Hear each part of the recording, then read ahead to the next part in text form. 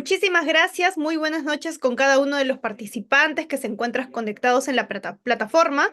El día de hoy nos ha tocado y nos ha convocado el tema contraexamen y declaraciones previas. Vamos a hacer un estudio muy minucioso, muy detallado de estas instituciones que evidentemente son, digamos, una de las más recurridas cuando hablamos de juicio oral, cuando hablamos de los interrogatorios, los contrainterrogatorios. Básicamente esta fase de actividad probatoria es la que vamos a analizar de una manera dogmática y sobre todo práctica. Finalmente les he traído un compilado de jurisprudencia que ustedes pueden apoyar muchísimo. Siempre me gusta la clase complementarla con cuál es el modo de resolución actual, ¿no? Y digamos, o la línea de jurisprudencial que ha mantenido nuestra Corte Suprema o nuestras salas penales para efectos de verificar cuál es el sentido de la resolución o cómo comprenden o interpretan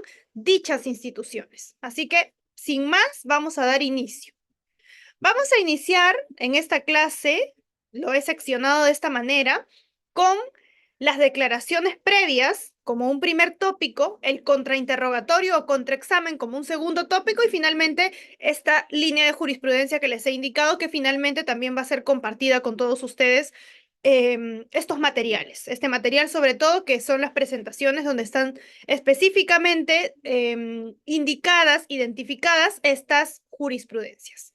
Bien, el uso de declaraciones previas en el juicio oral. Como ustedes saben, la etapa más importante, según el profesor César San Martín Castro, la etapa estelar de un proceso penal, es sin duda el juicio oral.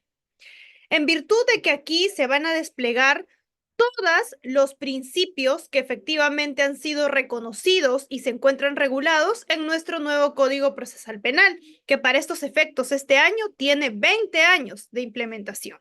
Así que ya no es tan nuevo, pero específicamente sabemos todos a qué nos referimos. Son las reglas de este corte de nuestro nuevo Código Procesal Penal, llamémoslo así, en la que la etapa más importante, o en palabras como les repito del profesor San Martín, es la etapa estelar de un proceso penal.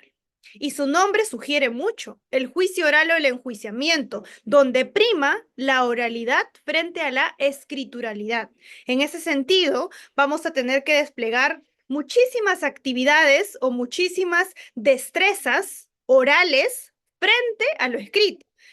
Y acá también iniciamos con algunos conflictos o problemas, ¿no? Porque muchas veces, y seguramente muchos de ustedes son expertos en la escritura. Recientemente hemos tenido una clase el día domingo sobre redacción, técnicas o metodología de la investigación, que ya lo hemos tenido también con Udiápolis.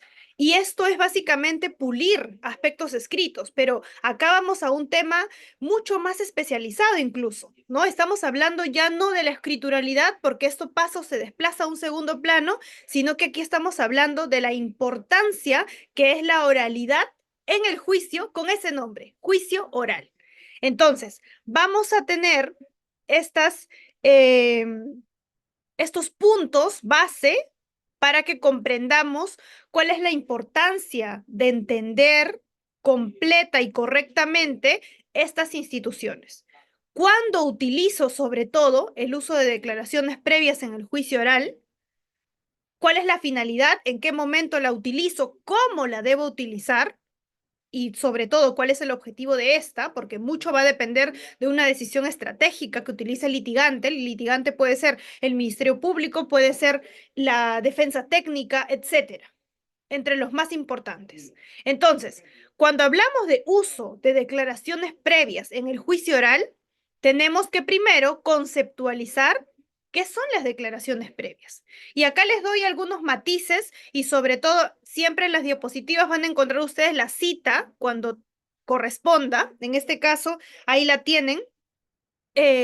Según Leticia Lorenzo, primero, uno de los autores doctrinarios que ha escrito sobre estos aspectos, estos tópicos, nos indican lo siguiente. ¿Qué son las declaraciones previas? A su consideración, cualquier tipo de manifestación que se haya realizado con anterioridad a la audiencia de juicio.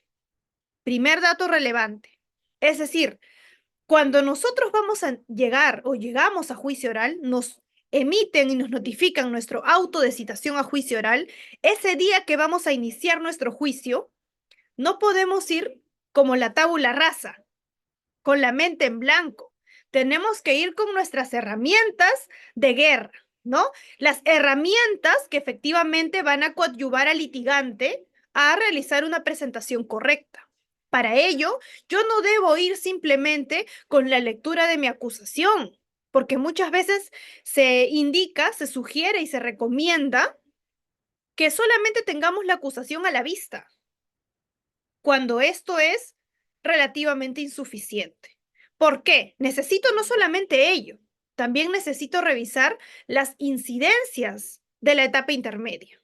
Y esto muchas veces no está plasmado en el acta, en las actas, ¿no? De las audiencias de etapa intermedia a nivel del juzgado de investigación preparatoria. ¿Qué debo hacer? Acudir específicamente al juzgado de investigación preparatoria para recabar este registro audiovisual y en su caso escuchar las partes donde, por ejemplo, se ha ofrecido un medio probatorio y este ha sido rechazado.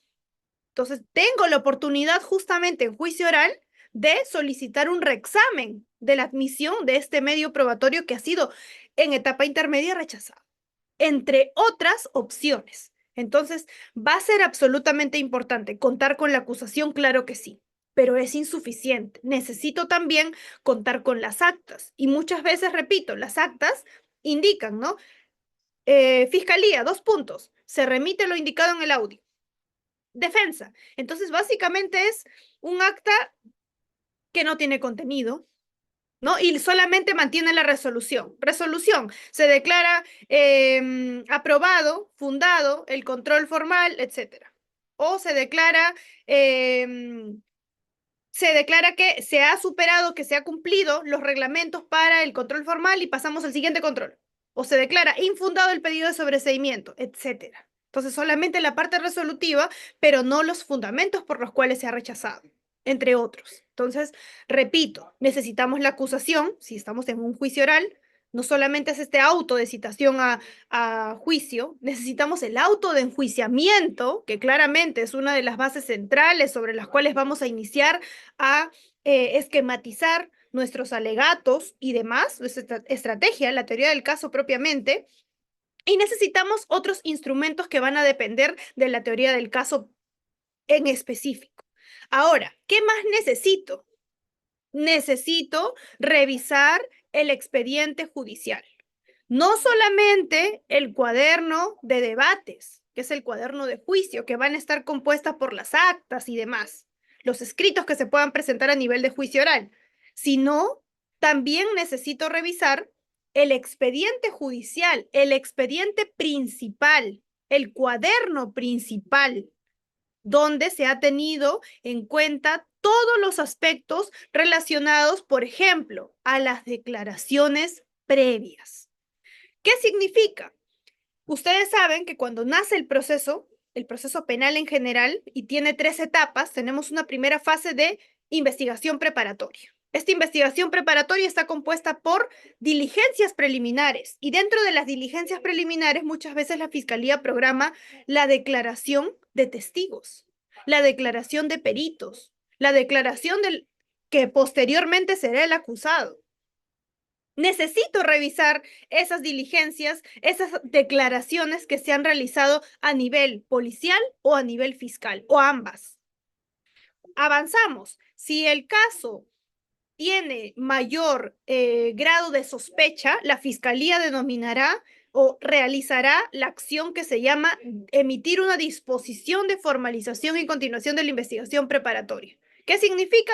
La fiscalía puede presentar cargos formalmente ante un juzgado de investigación preparatoria y para ello programa más diligencias, por ejemplo, ampliaciones de declaraciones. Entonces, no solamente las declaraciones previas están en una fase en particular, o en una subfase en particular. Esta puede encontrarse dispersa a lo largo de la etapa de investigación preparatoria. En la etapa intermedia surge una situación diferente, pero tampoco se puede descartar que ahí no haya nada. también podemos extraer datos e información relevantes para efectos del juicio oral. Entonces, la recomendación, como yo no conozco el caso, tengo que hacerlo. Solicitar lectura del expediente judicial, revisar el cuaderno principal, revisar los incidentes. Si es un caso voluminoso, hacer un índice, alguna ayuda a memoria que pueda complementar o ayudarnos a revisar de una manera mucho más rápida, porque en el juicio oral prima la oralidad. Yo no puedo estar, si bien, claro, no va a ser un juzgado, un juzgador totalmente incomprensivo que va a solicitar que sepamos de memoria cada folio, etcétera, porque hay información abundante en muchísimos de estos casos, sino que lo más importante y lo que tienen que ver es un litigante diligente. El litigante diligente tiene que ser tanto el Ministerio Público, la defensa del actor civil en su caso, la defensa técnica del acusado o los acusados, entre otros. Un litigante diligente es aquel que conoce de inicio a fin las incidencias, los hechos, las diligencias que se han realizado. Y por eso es que para remitirnos a declaraciones previas, tenemos que revisarlas. Y esto no muchas veces está anexo en el cuaderno de debate o en los documentos que se corren traslado a las partes, ¿no? Que nos corren traslado un auto de enjuiciamiento y los elementos, ¿no? Los medios de prueba que han sido admitidos. Pero claro, yo no me puedo quedar con esa visión limitada de revisar solo lo admitido, porque ¿qué tal si algún medio probatorio no admitido es pertinente para mi defensa o mi estrategia del caso? Entonces necesito revisar más antes a ello, hacer una ojeada anterior. Y de esto, si es que perdón, participar en el interrogatorio o en el contrainterrogatorio de algún testigo o perito y no tengo su declaración, necesito recurrir a la fuente. ¿Dónde está la fuente? Necesito revisar la carpeta fiscal. Entonces, nos damos cuenta, una fase importante, si bien vamos a aprender acá qué es la declaración previa, aspectos dogmáticos, muchas veces vamos a aterrizar en aspectos prácticos, lo cierto es que lo mucho más práctico es conocer tu expediente, conocer tu carpeta fiscal, conocer las incidencias que se han originado a partir de este caso. Y en juicio oral, lo que tenemos que hacer es inmediatamente armar una estrategia, tener todo listo, porque en ese momento no le puedo decir a la judicatura, un momentito, por favor, y yo he escuchado colegas que han indicado, doctora, pido por favor me notifique todo el expediente. Y la jueza le dice, perdón, yo soy juez de juicio oral. Yo no he participado en la fase anterior. En todo caso, usted acuda, por favor, a la sede a recurrir a esta información relevante. De hecho, usted debería haberlo hecho antes de iniciar el juicio, ¿no? Entonces, la diligencia se demuestra en estos casos. Claro, existen excepciones. Si es que recién asumo la defensa, etcétera, puedo solicitar un plazo para efectos de que pueda revisar de manera concreta y no se restrinja, no se resquebraje el derecho de defensa. Hay excepciones, evidentemente, pero la regla en todos los supuestos es que yo debo conocer integralmente el caso. Y esta es una ventaja que va a tener el litigante que efectivamente conoce y es ordenado con la información que tiene. Hay casos en los cuales, por ejemplo, que litigo a menudo ante el juez especializado en lo penal, especializado en corrupción de funcionarios. Ahí vemos casos complejos. Entonces, no son un tomo, dos tomos, estamos hablando de 20 tomos, estamos hablando de 30 tomos que tenemos que manejar, que tenemos que revisar. Y tenemos que ver también qué defensas anteriores se ha tenido, qué se ha hecho, qué no se ha hecho, qué se ha solicitado, etcétera, ¿no? Y en ese sentido, lo más urgente e importante, repito, es revisar, ir a la fuente. No me puedo quedar con la información limitada que tiene el juez de juicio, porque recuerden que el juez de juicio, con su investidura de imparcialidad, no puede pues entrar a esta fase anterior. Para ello se ha designado un juez de investigación preparatoria que se ha encargado de discriminar qué medio probatorio se admite y cuál no. No todos los medios probatorios en todos los casos se admiten.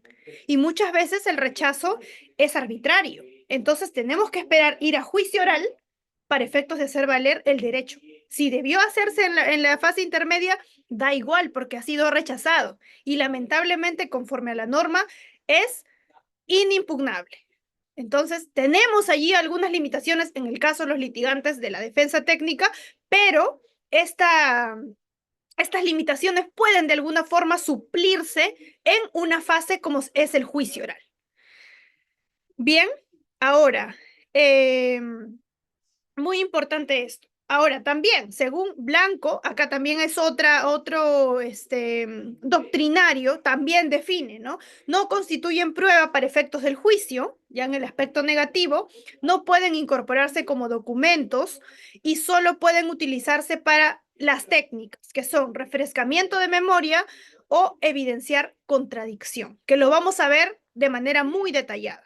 Pero recuerden, en el juicio oral, yo no voy a ponerme a leer las declaraciones previas. Es un contrasentido. Si en el juicio oral prima la oralidad, ¿qué debemos hacer? Llamar al testigo o perito a que declare bajo las reglas de contradicción, el principio de contradicción, inmediación, etcétera. Es absolutamente importante y acá es también un error muy frecuente en los litigantes que indican, ¿no? Bueno, no lo ofrezco en etapa intermedia porque ha declarado tan bien en las etapas anteriores que lo que voy a hacer es leer su declaración. Pero claro, yo no puedo leer estas declaraciones en juicio oral. Hay excepciones, claramente, por ejemplo, por muerte, por enfermedad grave, entre otros. Claro, no va a poder acudir a juicio y voy a tener que leer. Pero la regla general es que yo debo agotar esa formalidad. Yo debo traer a ese testigo perito a declarar al juicio oral. Yo no puedo de entrada leer las declaraciones previas. Eso no está permitido. Pero sí puedo utilizar sus declaraciones previas cuando éste acude al juicio oral. Se presenta pues el testigo. Imagínense que yo soy la perito X. Y yo he declarado anteriormente, ratificado alguna pericia, entre otras, psicológica, un certificado médico legista, no lo sé. Entonces, no van a leer las ratificaciones o los informes psicológicos que yo he realizado, sino que yo tengo que explicarlo y tienen que ver los litigantes y sobre todo ilustrar a la judicatura que efectivamente yo conozco de la materia. Y sobre todo, si he utilizado correctamente un método para arribar a una conclusión, porque muchas veces aquí está este, este problema o este desfase. Se concluye un aspecto totalmente grave, pero luego tú verificas, pero ¿de dónde se ha extraído esto? Y tenemos aquí muchos problemas, ¿no? Conflictos en los cuales se ha verificado que muchas veces se utilizan plantillas, se mal utilizan plantillas, se concluye una información en casos de delitos sexuales pueden ustedes verificar es un monstruo, pero si revisan en la conclusión, me refiero, para la psicóloga o el psicólogo es un monstruo, revisan el contenido y no sabemos de dónde se extrajo la información que arribó a esa conclusión. Entonces no existe ese nexo causal que permita corresponder el relato circunstanciado, los antecedentes o alguna información, dígame usted de dónde puede extraer que tiene, por ejemplo, un trastorno de personalidad, que es totalmente diferente a un rasgo de personalidad. Un trastorno, estamos hablando en términos mayores, gruesos. Entonces, totalmente importante que el perito, en este caso especializado en esa materia, pueda dilucidar a nivel de juicio oral conforme a estas reglas que les estoy indicando, porque interrogará el litigante que propone al testigo perito y contrainterrogará la otra parte que no la ha propuesto. Entonces hay que ir preparados, porque efectivamente para el juicio oral la judicatura hace una agenda. Ya nos dice, ¿no? La próxima semana va a venir el perito tal, por favor, ¿quién lo ha propuesto? Ministerio Público, coadyuve para que pueda venir la perito X, ¿no? Y ya sabemos que en esa ocasión vamos a tener tal interrogatorio y contrainterrogatorio. Tenemos que ir absolutamente preparados. Entonces, como les digo, no constituye, repito, las declaraciones previas no se pueden extraer y traerlas a juicio para lectura. Prima la oralidad. Entonces, ¿qué debo hacer? Ofrecerlo. Y como verán, esto no solamente empieza en el juicio oral. Esto tenía que empezar mucho antes, en la etapa intermedia, porque ¿cuándo es la oportunidad y la mayor libertad probatoria para ofrecer efectivamente un medio probatorio? ¿No es acaso la etapa intermedia? Entonces, y acá entran también más problemas, porque ¿qué tal si yo soy nueva defensa en juicio oral? Ya, tendríamos que ver ahí otro mecanismo. Pero vamos en una fase, digamos, cómoda. Yo tengo que hacerlo en etapa intermedia, porque esto es, imagínense un embudo. La libertad probatoria es esa boca del embudo.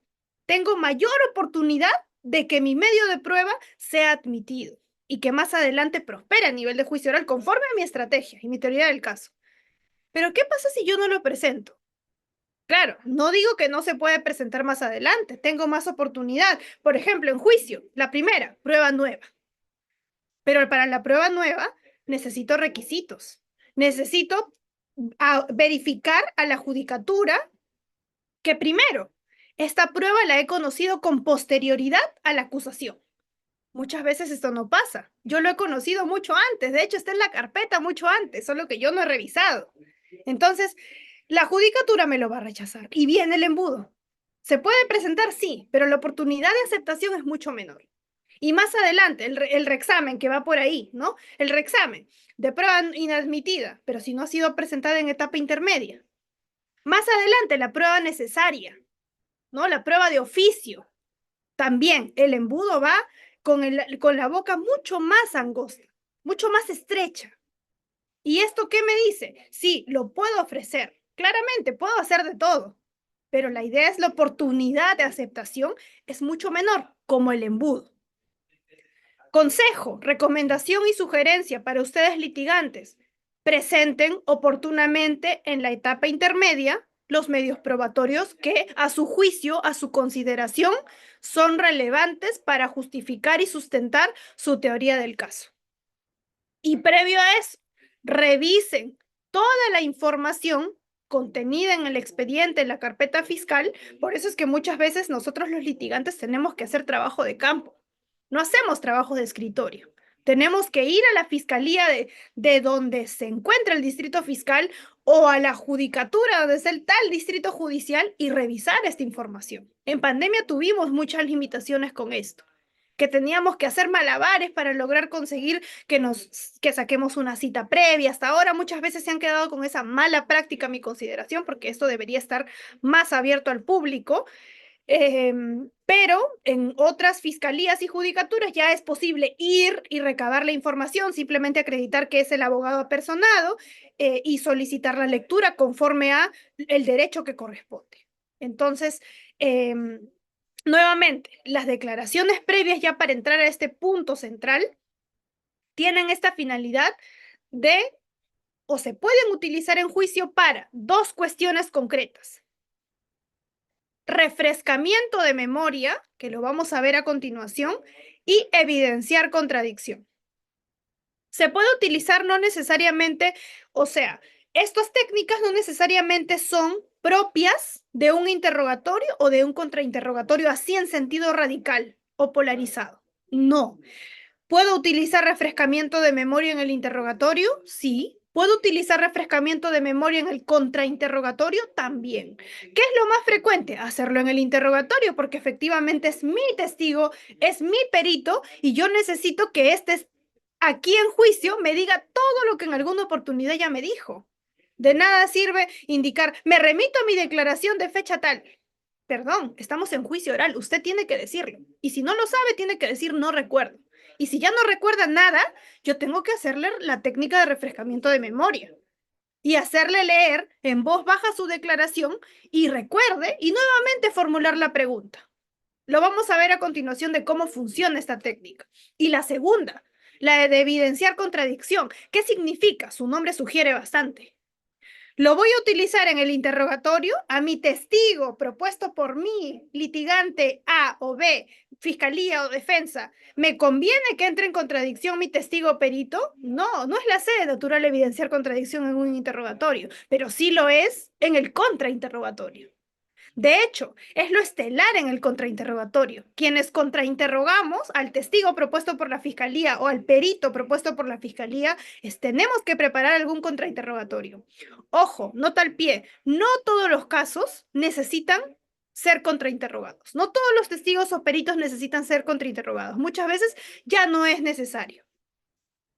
O tal vez si queremos reforzar algo, perfecto, pero solo para precisión. No es necesario en algunos casos contrainterrogar o evidenciar contradicción. ¿Sí? Además, porque cuando contrainterrogo tiene un matiz interesante e importante que muchas veces lo olvidamos. Yo debo saber la respuesta. Si no sé la respuesta del testigo perito, mejor no contrainterrogo. Esa es la regla. Yo no puedo ir a pescar porque me puede revertir todo. Y finalmente, por querer participar, las preguntas son irrelevantes, impertinentes o coadyuvan a la teoría contraria. Entonces hay que tener muchísimo cuidado en estas fases. Bien, ahora vamos avanzando con esto. Como les decía, las declaraciones previas tienen estas dos funcionalidades, para refrescar memoria o para evidenciar contradicción. Vamos a ver a continuación cómo funciona cada una de las técnicas, pero ya les estoy adelantando. Bien, ahora vamos con esto. ¿En qué circunstancias se puede recurrir al uso de las declaraciones previas en el juicio oral?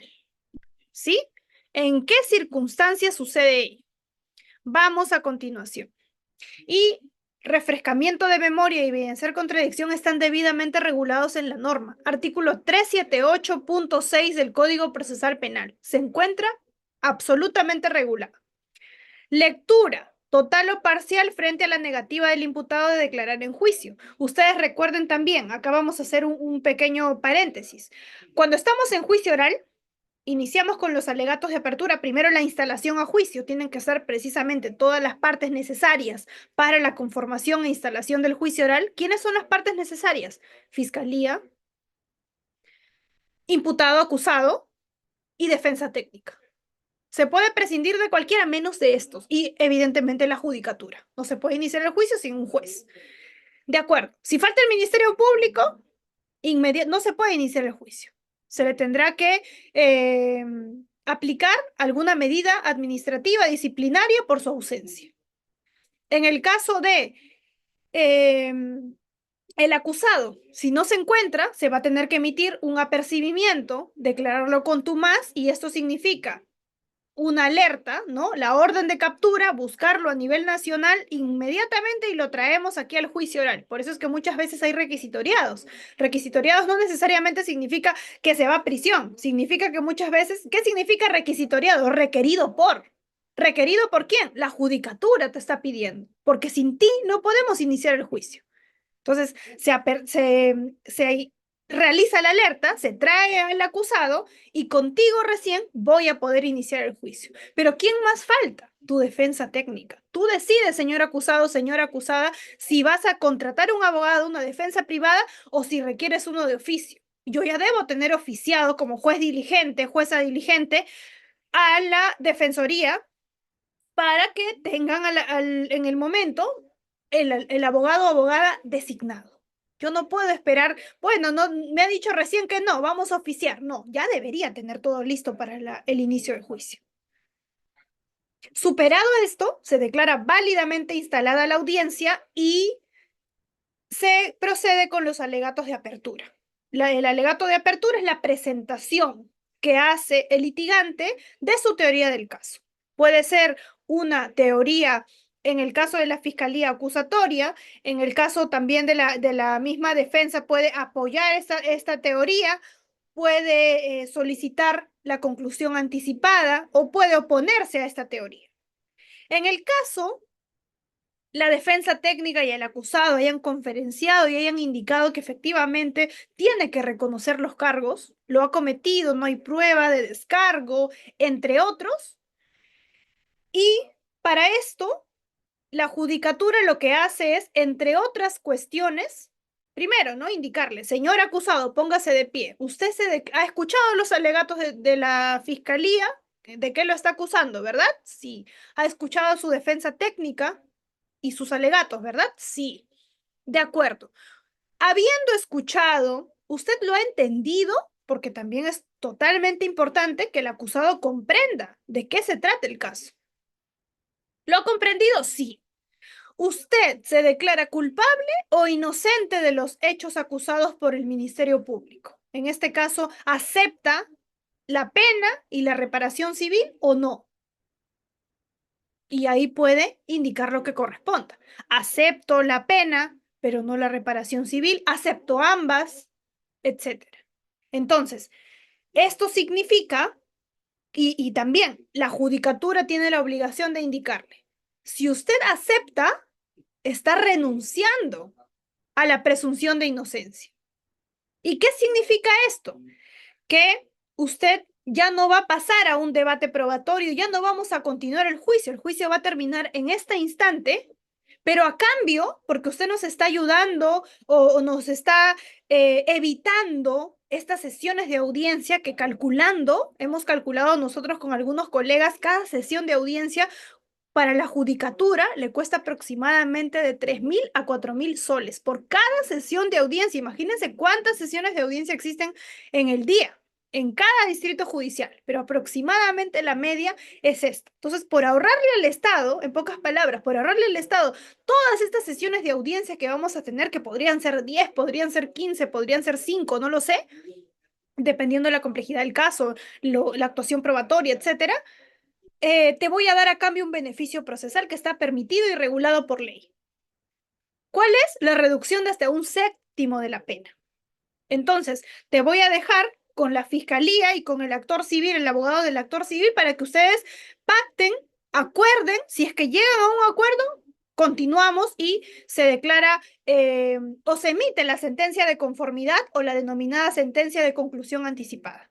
Solo en estos casos procede ello. Ahora, si en caso el acusado indica que no se declara culpable, que desea continuar el juicio y demostrar su inocencia, etcétera, claro, lo que está haciendo es también renunciar, como no está renunciando a la presunción de inocencia, pero sí estoy renunciando al beneficio procesal. Yo más adelante no puedo indicar, jueza, lo siento, ahora lo estoy pensando bien, como estoy viendo que el caso ya va un poquito mal, quiero acogerme a la conclusión. Es preclusivo. Solamente la fase es después de los alegatos de apertura. Si se culmina esta fase, precluye, termina. No podemos retrotraerlo, a menos que exista una nulidad, pero eso es una cuestión diferente. En caso el imputado indique que desea continuar el juicio, se declara inocente en el juicio, se procederá con esta continuación y se hará un cronograma, como les digo, de cuál es la actividad probatoria que se va a traer. La fiscalía, qué testigos ha propuesto, qué peritos ha propuesto en su caso, la defensa técnica y demás. Pero, ¿qué más? También se le va a preguntar al acusado si éste va a declarar. Y éste puede decir o sí o no. Si dice sí, puede decidir si hacerlo al inicio, en el intermedio o al final. En cualquier etapa o en cualquier fase de la actividad probatoria lo puede hacer. Por estrategia, se recomienda que lo haga al final, porque efectivamente al final vas a tener todo el bagaje de lo que se ha actuado y él va a poder o ella van a poder tener esta información integral y completa y con esto van a poder brindar su manifestación o su declaración. Pueden hacerlo al inicio, pueden hacerlo en el intermedio, pero se recomienda hacerlo al final. Ahora, pero si dice que no voy a declarar, el artículo 376.1 no lo obliga a hacerlo, porque recuerden, el acusado es libre de declarar. Y su no declaración no puede interpretarse como una oportunidad de que quiere, por ejemplo, no declarar porque sí cometió el delito. Bueno, hasta ahora persisten lamentablemente estos prejuicios, pero la negativa de declarar no significa otra cosa que vamos a tener que leer total o parcialmente sus declaraciones previas. Esto es. Entonces, si tú no decides declarar, vamos a leer tus declaraciones. Si es que la hubiera, muchas veces sí la hay. Y vamos a ver qué es lo que según la fiscalía o la defensa es más recomendable, ¿sí? Entonces, continuamos. En relación al refrescamiento de memoria, acá viene, es muy importante esta información. Podemos denominar acá el olvido. ¿Por qué? Porque refresco memoria cuando existe olvido. El olvido, ¿no? Es una situación natural en el ser humano y el paso del tiempo, evidentemente, agudiza que podamos no recordar algunos aspectos. Tal vez recuerdo de manera muy vaga, muy genérica, y para el juicio, después de 10 años, me es complicado. Entonces, no es que afirme o niegue, sino es que no recuerdo realmente. Y para esto, y acá hay algunos porcentajes que ustedes tienen de estadísticas en las cuales es totalmente natural, podemos indicar que existe un proceso de memoria a largo plazo. Y esto no necesariamente se retiene en el tiempo. Por eso es que existen técnicas para recuperar esta memoria, activar o recuperar un recuerdo. Entonces, el artículo 378 del Código Procesal Penal, que nos habla acerca del refrescamiento de memoria, indica lo siguiente, 6 y 7, numerales. Si el testigo perito declara que ya no se acuerda de un hecho, se puede leer la parte correspondiente del acto sobre su interrogatorio anterior para hacer memoria. Es decir, si luego de hacerle la pregunta y no antes al testigo o perito que se encuentra presente, este indica, por ejemplo, no recuerdo, señor, ¿y usted estuvo el día tal? No recuerdo. Señor, ¿y usted vio a tal? Ya ha afirmado que sí en su declaración previa, pero no recuerda. Y si indica esto, claro, se puede utilizar esta técnica, apoyarse de una herramienta que es leer la declaración previa. Pero ¿quién lo debe leer? ¿El litigante? No, lo debe leer el testigo o perito. Y para eso tengo que aplicar correctamente la técnica. Lo vamos a ver a continuación. Quiero primero entrar con esta base legal. Entonces, se tendrá lo mismo si el interrogatorio surge, si en el interrogatorio surge una contradicción. Ya les he dicho que las declaraciones previas se utilizan para refrescamiento de memoria o para evidenciar contradicción. Si es que surge una contradicción con la declaración, en este caso anterior, que no puede constatar o superar de otra manera. 7. Los peritos podrán consultar documentos, notas escritas y publicaciones durante su interrogatorio. Efectivamente, estamos hablando en términos científicos de estos profesionales. En caso sea necesario, se realizará un debate pericial, para lo cual, ¿no? Se ordenará la lectura de los dictámenes periciales o informes científicos o técnicos que se estimen convenientes. Ahora vamos con esto. ¿Cuándo debo refrescar la memoria de un testigo? Si es que tenemos una información importante o una información secundaria, dependiendo del caso. Muchas veces yo tengo la información importante y necesito que el testigo me lo diga, porque recuerden, yo no puedo darme por satisfecha si esto lo ha dicho a nivel escrito o si lo tenemos en las declaraciones previas. Yo necesito que lo diga en juicio oral. Si no lo dice, no existe. Luego, no, pero complementando con su declaración previa, no se puede. El juicio es oral. Y si se trae el testigo perito, tiene que decirlo en juicio. Y si no lo dice, no existe, repito. Entonces, yo puedo refrescar memoria de una información relevante, importante, pero también de una información secundaria. ¿De qué depende? De la decisión estratégica. Yo necesito, por ejemplo, refrescar memoria de un aspecto que puedo superar, para mí no es tan importante, pero que sí ayuda a cerrar completamente el círculo de mi teoría del caso. Información secundaria. ¿Puedo prescindirla? Sí, tal vez, pero para mí es importante, le da mucho más solidez que me brinde información respecto a eso. Decisión estratégica pura.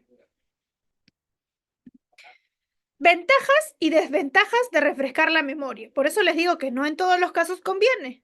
Tampoco evidenciar contradicción. Hay que saber en qué momento hacerlo. Y si tengo dudas, es mejor no hacerlo. Ahora, Claro, nos preguntan acá, vamos a ir respondiendo también algunas preguntas, pero me gustaría seguir esta línea. Ustedes ya me van indicando cómo es que consideran esto. Nos dice, ¿qué pasa si, perdón, ¿dónde está? ¿Puede el acusado acogerse a la conclusión anticipada antes de la actuación de pruebas? Claro, ¿conclusión anticipada de qué? ¿Cómo se llama? ¿Cuál es el nombre técnico completo? Es conclusión anticipada del debate probatorio. Quiere decir que yo no voy a ingresar a la actuación probatoria, por eso es que lo concluyo antes, porque la sede natural es alegatos de apertura, actuación probatoria, alegatos de clausura. Yo me quedo después de los alegatos de apertura. No voy a, por eso se llama conformidad o conclusión anticipada del debate probatorio, llamada también conclusión anticipada. Entonces, ¿puede el acusado acogerse a la conclusión antes de la actuación de pruebas? Claro que sí. Ese es justamente el objetivo, porque si yo ingreso a la actuación probatoria, ya no le estoy ahorrando a la judicatura o al Estado las sesiones de audiencias, porque ya inicio la actividad probatoria. Entonces, ese es el sentido y eso está regulado en la norma. Bien, ahora vamos a ir viendo en esto en relación a las declaraciones de testigos, peritos, lo que nos están consultando aquí también. Bien, nos dicen, el agraviado y testigo que no declaró en la etapa preparatoria puede declarar en juicio o se admite la declaración del agraviado y testigo en juicio oral. No se entiende muy bien esa última parte, pero vamos al punto.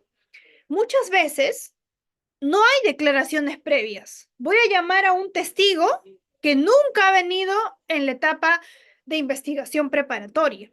Habría que ver cuál es la utilidad y pertinencia y por qué en juicio oral a estas alturas queremos llamar a un testigo y por qué no se llamó en la etapa de investigación preparatoria. Esto puede de alguna forma quitarle solidez a la teoría acusatoria, por ejemplo. Vamos a ver en qué casos, pero usualmente tiene que haber alguna declaración previa. No en todos los casos lo hay y podemos atacarlo por allí, por ejemplo, ¿no? Bien, ¿se puede refrescar memoria? Acá nos hacen una consulta más. ¿Se puede refrescar memoria con documentos por testigos? Por ejemplo, actas de intervención o solo se restringe a las declaraciones previas. Muy buena pregunta, porque en este caso estamos haciendo esta clase de declaraciones previas, pero es absolutamente pertinente también comprender que no solo se va a restringir a las declaraciones previas, y esto va a depender de la especial argumentación que brinde el litigante para introducir algún documento. Me explico. Eh, Me ha tocado un caso totalmente real. Esta mañana tuve interrogatorio, tuvimos el interrogatorio del denunciante en un caso de corrupción de funcionarios ante la sala especializada. Y la fiscalía, evidentemente, había presentado a este testigo como un testigo de cargo. Evidentemente esto era así, porque él es el denunciante, él puso en conocimiento aparentemente del hecho delictivo, del supuesto hecho delictivo que ahora es acusado, eh, a la fiscalía. Entonces, se le hace el interrogatorio por parte de la fiscalía, el actor civil no hace, de la Procuraduría no hace ninguna pregunta, y nos tocan las defensas técnicas, ¿no? Y cuando corresponde nuestra participación, hemos evidenciado que efectivamente este señor había declarado, claro, pero en cuestiones muy genéricas. No podíamos apoyarnos del todo de sus declaraciones previas, porque para esto él era abogado. Entonces sabía muy bien utilizar algunas respuestas claves, como por ejemplo el no recuerdo, el famoso no recuerdo, cuando no quiero ni afirmar ni negar es mejor decir no recuerdo. No considero que sea tan buena práctica, pero muchas veces se utiliza. Si son abogados, lo entenderán, ¿no? Sabrán que es una fase o una respuesta muy conveniente. Seguramente lo aplican, y no solamente a nivel penal, seguramente lo aplican en su vida, ¿no? Les hacen una pregunta muy importante y los ponen en aprietos y es mejor decir ni sí ni no y mejor no recuerdo. Esto sucedió aquí. Ese testigo, el denunciante, había indicado en todo, no recuerdo, no recuerdo y no recuerdo y no recordaba nada. Entonces, y yo no podía utilizar su declaración previa porque ya les digo, no había mucha información relevante. Muchas de estas ya la había dicho y muchas de estas era no tan eh, correcta en su interpretación. De hecho, si lo dice, sonaba muy mal. Pero si lo íbamos desmenuzando, se daba cuenta que no había ninguna irregularidad que él había denunciado. Entonces, había dividido mi contrainterrogatorio, el que me correspondía, en tres tópicos. Uno de estos era básicamente, él quería indicar que la renovación de un contrato de arrendamiento conforme el Código Civil de instituciones o entidades públicas no exceden los 6 años. Eso está regulado en el artículo 1688 del Código Civil. Así lo dice tal cual. Si se trata de bienes públicos, de entidades públicas, el contrato de arrendamiento no puede exceder los 6 años. Y él decía, en una de las irregularidades que estaba indicando a nivel de la fiscalía y estaba hablando muchísimo sobre esto, que él había encontrado esta irregularidad, una de estas, ¿no? De las tres que les estoy indicando. Y y bueno, se le hizo la pregunta señor, usted ha indicado que conforme el artículo 1688 está prohibido hacer un contrato de arrendamiento, el plazo máximo es de 6 años, ¿verdad? Sí. Usted también ha indicado que ha denunciado, porque en estos casos en concreto las actas de conciliación comprendían contratos de arrendamiento con plazo máximo superior a los 6 años, ¿verdad? Sí, exacto, yo por eso he denunciado, yo creo que la justicia, que se va a hacer justicia, etcétera. Ok, perfecto. Eh, Señor, usted ha anexado el acta de conciliación, el que correspondía a mi patrocinada, ¿no? Que era una de las empresas. Usted ha anexado este acta de conciliación a su denuncia, ¿verdad? Sí, sí, correcto. En el anexo tal, ¿verdad? Sí, exacto. De acuerdo. Señorita magistrada, solicito poner a la vista al señor. Ah, perdón, previo a esto tengo que hacer la pregunta cumbre. Señor, testigo. Este plazo máximo, este plazo máximo superior a los 6 años, no ha ocurrido en el acta de conciliación tal, ¿verdad? No les voy a decir el número para no entrar en detalles. No ha ocurrido en esto, ¿verdad? Yo quería que me digan no, porque efectivamente esto no había pasado. Recuerden que yo debo saber la respuesta. Es un no, porque yo he revisado el acta de conciliación y efectivamente no hay un plazo superior a los 6 años. De hecho, es 6 años.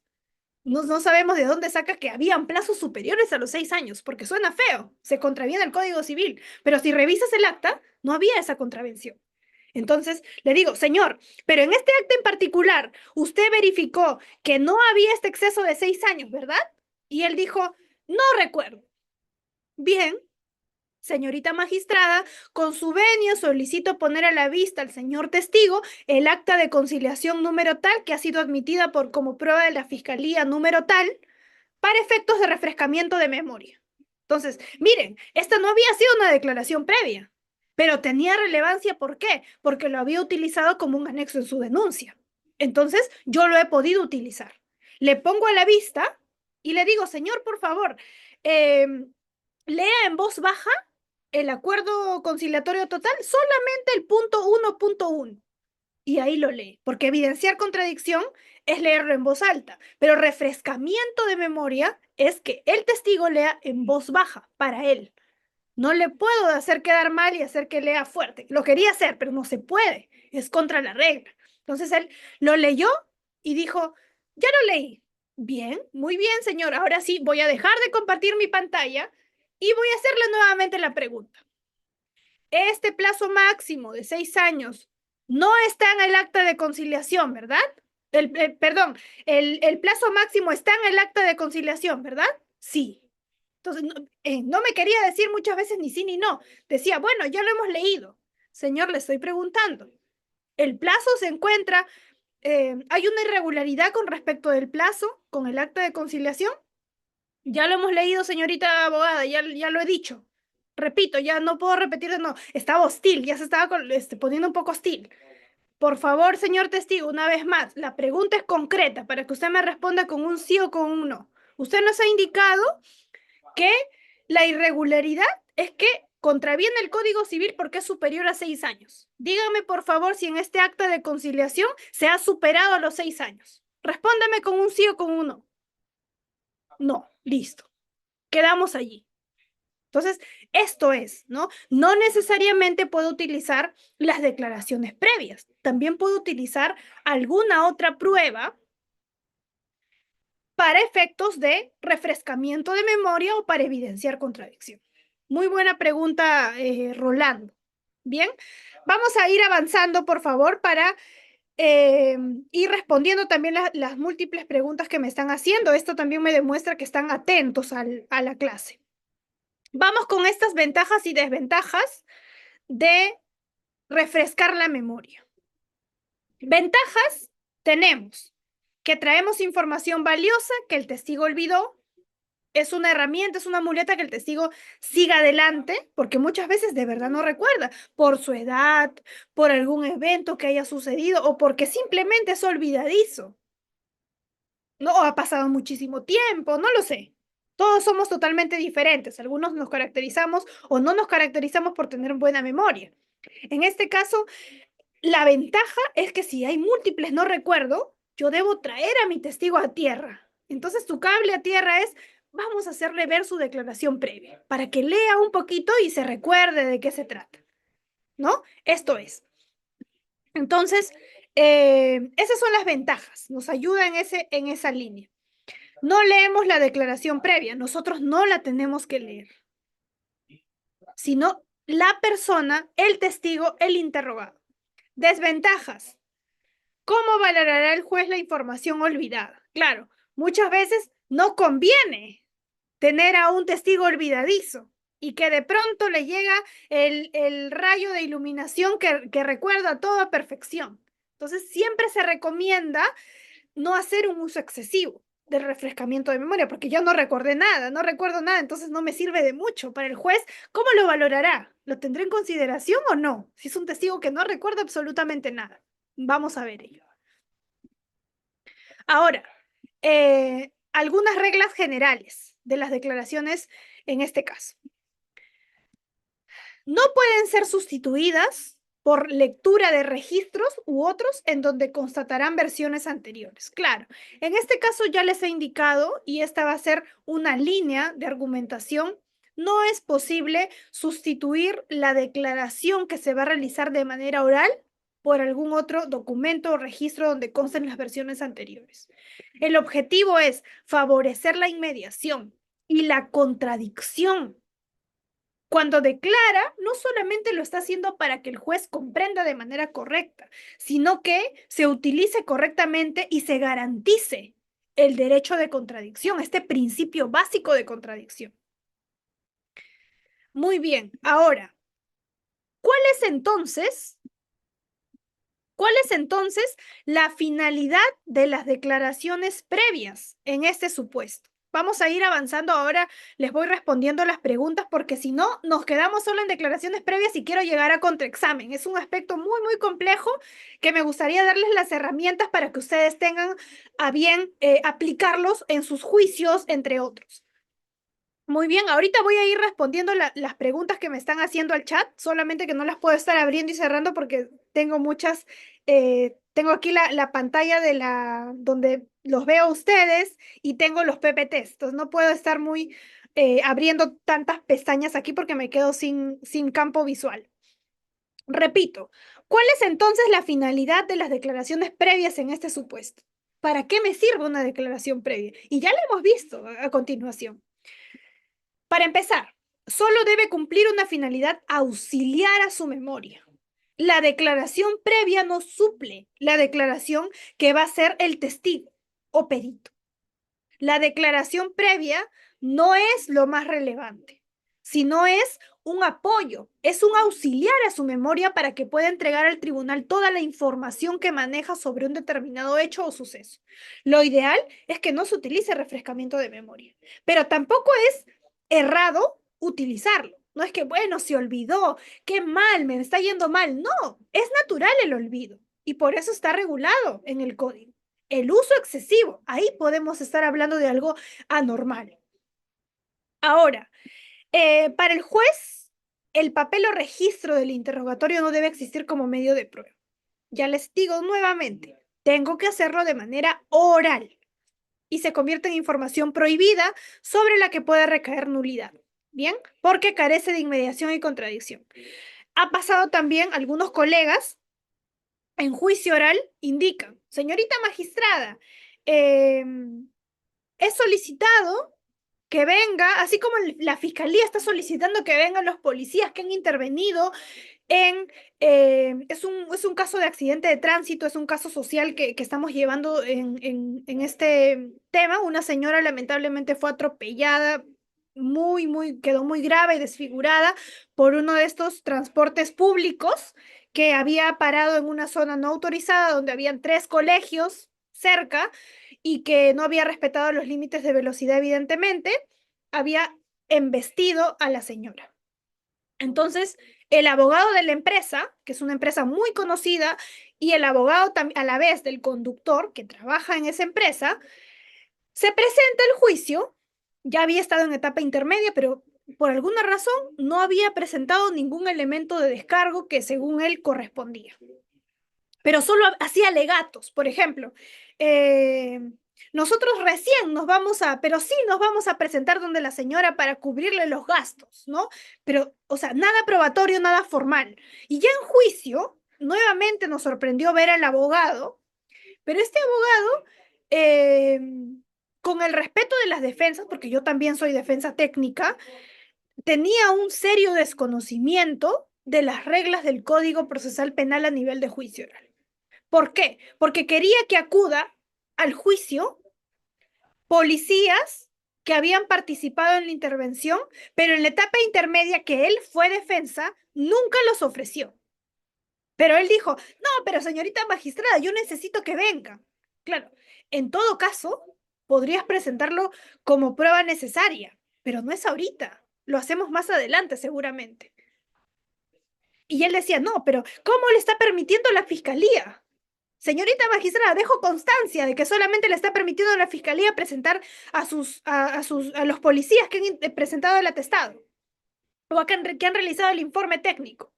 ¿Por qué a mí no me está permitiendo? Dejo constancia de la vulneración del derecho de defensa. Y la jueza le explicaba, ¿no? Señor, usted lo ha tenido que presentar o en todo caso espérese la prueba necesaria. Pero si no lo ha presentado, yo no puedo llamar a un testigo o un perito que no ha sido ofrecido ni admitido válidamente. Y no le estoy recordando el derecho de defensa.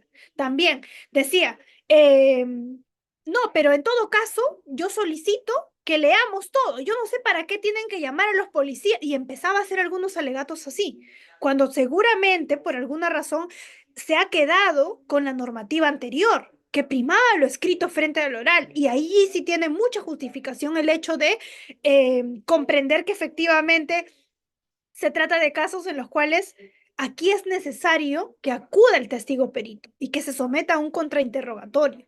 También decía, ¿no? Quiero, por ejemplo, cuando le tocó participar a mi patrocinada, que estaba totalmente mal, pero tuvo que acudir a la audiencia porque ella quería hacerlo y quería que la judicatura vea que no, todavía no está recuperada de este evento y en general en muchas cuestiones, porque esto le generó de ser profesional allá estar prácticamente en casa, ya no podía ejercer su profesión que era de química farmacéutica, dejó todos los planes porque no puede caminar muy bien, ha tenido un problema en la cadera, recién está restaurándose algunas partes de su rostro, entre otras, y ella quería declarar. Entonces, cuando le tocó declarar, el señor abogado quería evidenciar contradicción y eso es totalmente permitido, pero hay que hacer bien la técnica. ¿En qué quería evidenciar contradicción? En información que ella no había ingresado. Quería que ella indique información que había brindado el policía. Y ella no tenía relevancia, es impertinente. Yo no puedo opinar, no puedo brindar información sobre otros. Entonces yo objetaba, y el señor abogado decía que le estaban recortando su derecho de defensa porque yo hacía objeciones, pero es que esto es totalmente permitido. Las objeciones significa es un control que realizamos los litigantes para efectos de que nos pase la pregunta, porque repito, la pregunta respondida va a ser valorada. Por eso es que la objeción tiene que hacerse rápido, inmediato, ¿no? Ahora, bien, en esa línea vamos a continuar acá con estos otros puntos. La teoría del caso y la declaración previa. Ya estamos viendo cómo es esta construcción, ¿no? Tiene este trasfondo fáctico, jurídico, probatorio. Y vamos con las declaraciones previas en el Código Procesal Penal. Ya les he dicho cómo básicamente se aplica. Vamos a hacer una revisión rápida para pasar al contraexamen por las cuestiones de tiempo. Lo había dividido un poco así, para dejarles el pase a las preguntas. Primero, se tiene que hacer una lectura parcial o total de las preguntas que se negare a responder el imputado. En el caso, esto es si en caso el acusado decide no declarar. Una declaración previa con la presencia indispensable de la defensa o en el caso de un testigo con la notificación a la contraparte dándole la posibilidad de hacer uso de su derecho de contradicción. El derecho de contradicción se garantiza si es que yo le doy la oportunidad a la otra parte de intervenir. Esta puede decidir no hacerlo, pero yo ya le estoy dando la oportunidad. Lo que no puedo hacer es recortarle el derecho restringiendo únicamente a una fase, a un interrogatorio y no permitiéndote el contrainterrogatorio, por ejemplo. O si luego del contrainterrogatorio la fiscalía quiere hacer un redirecto de lo que se ha declarado, eso también. Y por el otro lado, a la defensa, el recontradirecto. Entonces, tenemos que verificar todo esto. ¿Cuándo conviene hacerlo y cuándo no? Bien, ahora, todo lo demás ya lo hemos visto. ¿Para quiénes se contempla el refrescamiento de memorias? Acá tenemos el examen de testigos y peritos, ya lo hemos revisado, el artículo 378. La formalidad, siempre la declaración es oral. Eso está, lo ha recalcado el segundo pleno jurisdiccional de la Sala Penal Nacional. La aplicación supletoria del artículo 378.6 referido a los testigos y peritos en cuanto a que puede leerse la parte pertinente para su declaración sumarial para hacer memoria. Es totalmente permitido utilizar esta herramienta. Si consta una contradicción insuperable de otra manera, esto se denomina confrontación. También será procedente la lectura indicada, en este caso de la confrontación o el uso de declaraciones previas para evidenciar contradicción, tengo que hacerlo en voz fuerte, en voz alta. Señor, por favor, léame la pregunta tal. La técnica es la siguiente. Básicamente la misma que la anterior, solo que la diferencia es que aquí, para evidenciar contradicción, tengo que hacerle una pregunta. ¿No? Le hago la pregunta. Señor, imaginemos que es el caso que les he colocado para no nuevamente generar un nuevo evento. Imaginemos que el señor me ha dicho que en este caso, en el acuerdo de conciliación que les ha indicado, en el cual el contrato de arrendamiento no es superior a los 6 años conforme al Código Civil, o sea, está de acuerdo con el Código Civil, él me dice que sí existe esta contravención, esta irregularidad. Él me dice, sí, en el acuerdo de conciliación es superior. Por eso lo he denunciado, porque yo quiero hacer justicia, yo soy de asesoría del área legal de la entidad. Ok, perfecto, me dice que sí. Entonces me ha dicho, yo tengo que evidenciar contradicción. Entonces le voy a presentar el acuerdo y por favor, léalo en voz alta. Y él va a leer, el contrato tiene un plazo máximo de 6 años. Ya está. Me dices que no es una irregularidad, pero luego cuando lo lees, me dices, perdón, que sí es una irregularidad porque se ha superado el plazo máximo de 6 años, pero cuando lo lees es 6 años. ¿Dónde está el superado 6 años? Quedó ahí. Entonces, eso es para evidenciar contradicción. Cuando uno uso una y cuando uso la otra, en el anterior caso, para mí era conveniente refrescar memoria. ¿Por qué no evidenciar contradicción? Porque el señor me dijo no recuerdo. No me dijo no. O no me dijo sí. Entonces, como me dijo, no recuerdo, tengo que inmediatamente, ok, la herramienta, la técnica, refrescamiento de memoria. Pero si me hubiera dicho que en el acuerdo sí tenía esa irregularidad, ok, perfecto, vamos a evidenciar contradicción. ¿Sí? Eso es. Acá me preguntan, si hay aceptación de cargos, acuerdo solamente sobre la reparación civil. Claro, en este caso puedo aceptar la pena y la reparación civil, puedo aceptar la pena o la reparación civil. En el caso no se acepte la reparación civil y sí la pena, claro, se llega a este acuerdo y se va a tener que llevar a cabo el debate probatorio en relación solamente a la parte no aceptada. Por ejemplo, la reparación civil. Eso es.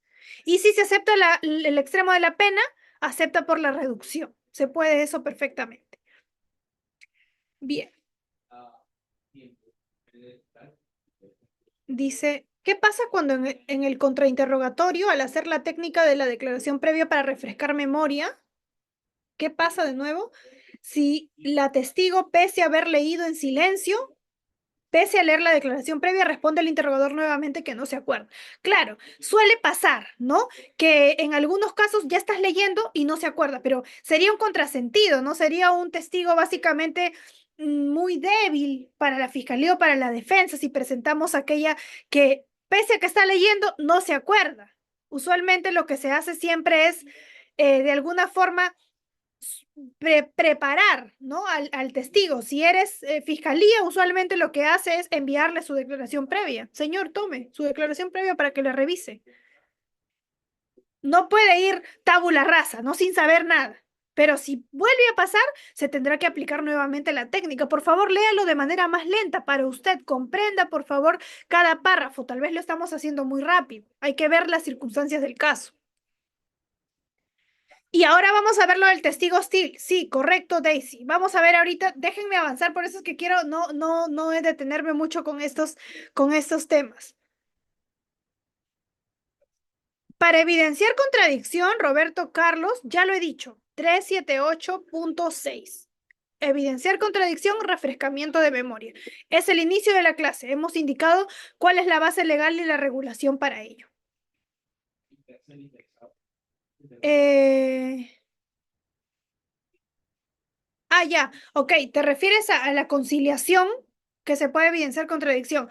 Claro, la norma dice que yo puedo evidenciar contradicción o hacer uso de declaraciones previas, perdón, refrescar memoria o evidenciar contradicción de las declaraciones previas, pero dependiendo del caso, yo puedo incorporar una argumentación para que la judicatura me permita evidenciar contradicción o refrescar memoria en relación a ello.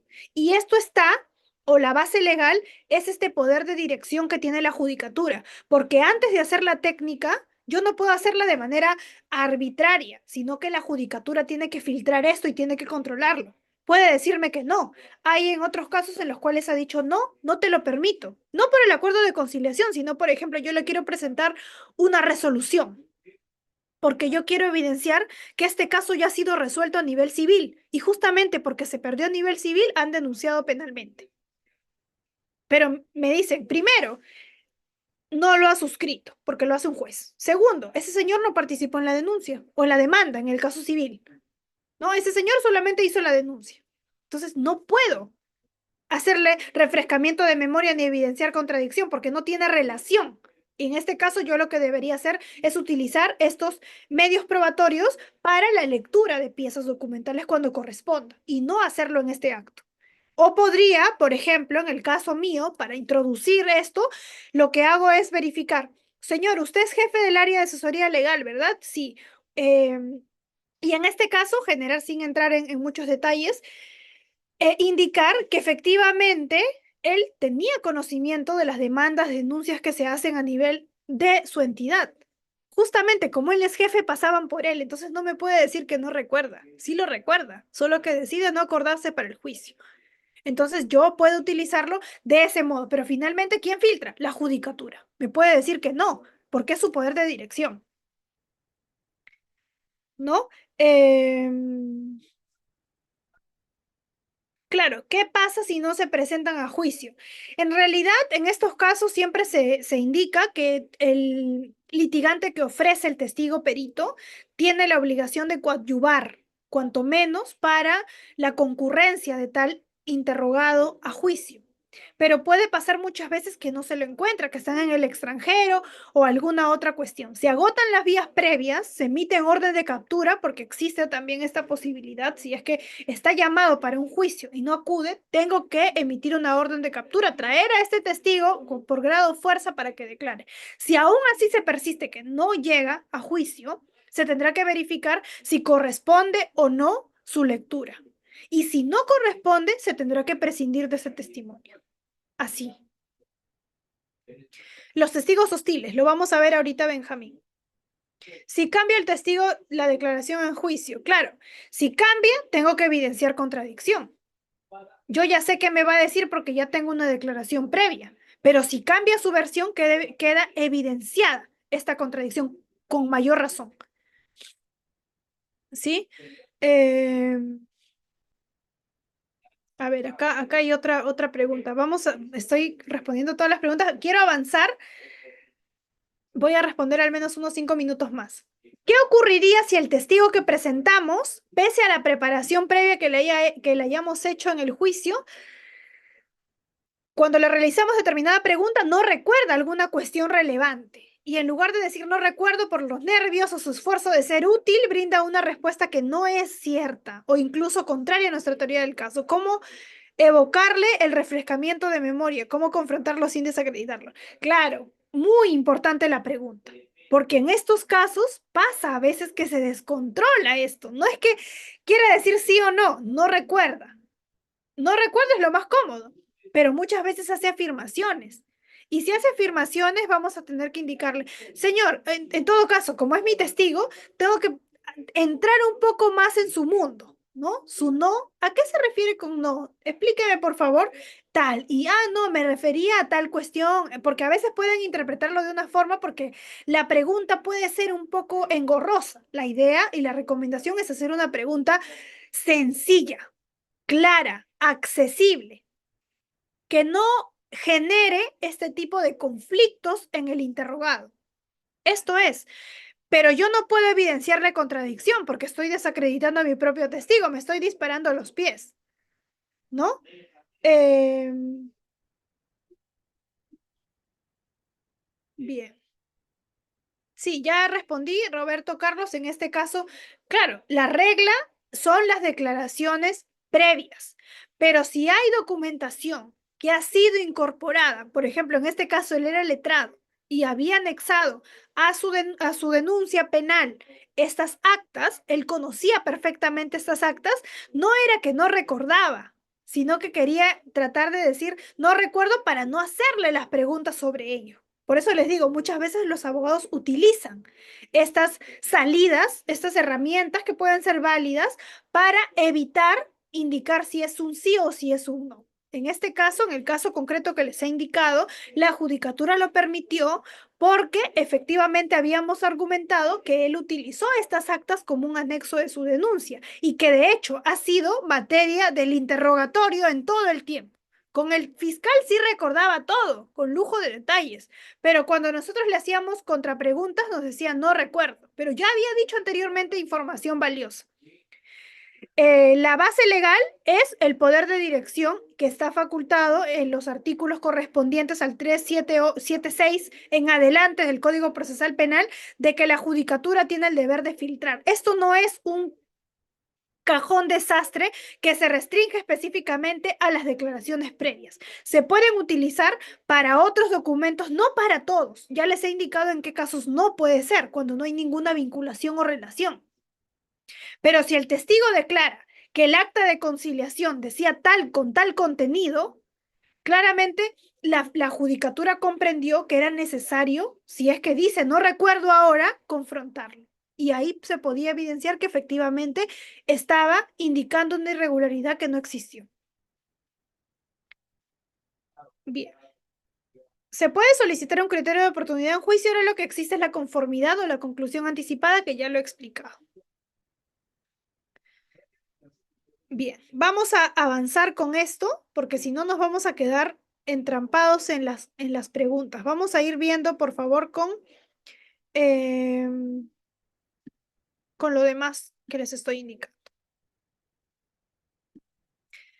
Escenarios diversos. Aquí viene ya un poco más los temas aterrizando en el propio litigio. El fiscal nos puede preguntar, es un caso, un supuesto. Señor acusado, ¿nos puede decir dónde se encontraba el 24 de julio del 2018? Algunas preguntas ya me están haciendo respecto a esto, las voy a ir respondiendo a lo largo de la clase. El imputado me dice, no recuerdo. Ok, perfecto. Fiscal. Señor acusado, ¿recuerda haber prestado alguna declaración anteriormente a la fiscalía o a la policía? Tengo que hacer necesariamente esto. ¿Cómo se llama esto? Sentar las bases. Sentar las bases. Muchas veces el juez dice, señor abogado, siente las bases. Y estoy por dentro. ¿Qué es sentar las bases? Sentar las bases es que situar al interrogado en una declaración previa. Pueden haber muchas más. Así que yo tengo que ubicar cuál de estas es la que yo voy a utilizar para esta técnica. El imputado me dice, no recuerdo, incluso no recuerdo. Muchas veces aquí ya nos dicen, sí, he prestado a nivel policial y a nivel fiscal. Ok, y lo he presentado, le voy a poner a la vista esta declaración. Dígame, por favor, si usted ha participado en esta declaración a nivel policial, fecha tal. Dígame si esta es su firma. Ya. Pero si acá me dicen, no recuerdo, esto va a imputados, testigos, peritos, lo extiendan para todos. ¿Cuál es el procedimiento para el refrescamiento de memoria? Si el testigo me dice, no recuerdo, bien, vamos a hacer algunas preguntas.